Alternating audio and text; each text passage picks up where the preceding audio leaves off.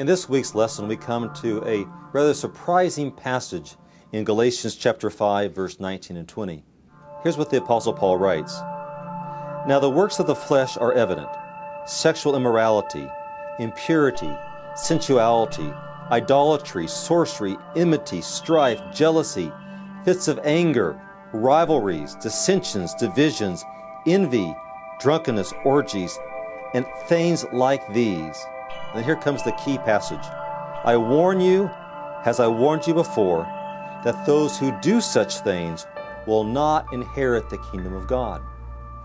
Now this is a surprising passage because people often wonder, how can Paul say that those who do these things will not inherit the kingdom of God? I thought he said earlier that salvation was by faith and not by works. So how do we reconcile this? Well, the answer is this. Paul is talking about the nature of our lives. As we said earlier, that one of the signs that Christ is in our lives is that when he comes into our hearts, he breaks the dominion of sin. Sin is called to no longer reign in our lives. It doesn't mean that we'll make mistakes or be fooled or be deceived and stumble along life's way. That's our human experience. But we're told that sin no longer has to dominate us.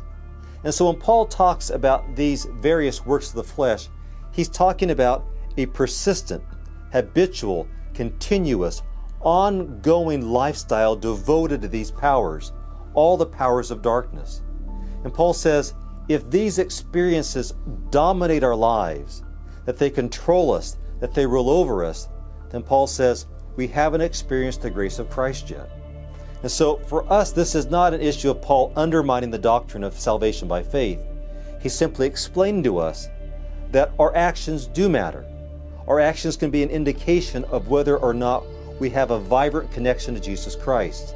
It doesn't mean that we're saved by our actions, but it means that our lives should be dominated by the love of Christ. And if it is, then how can these types of behaviors be the ones that are dominant in our Christian experience?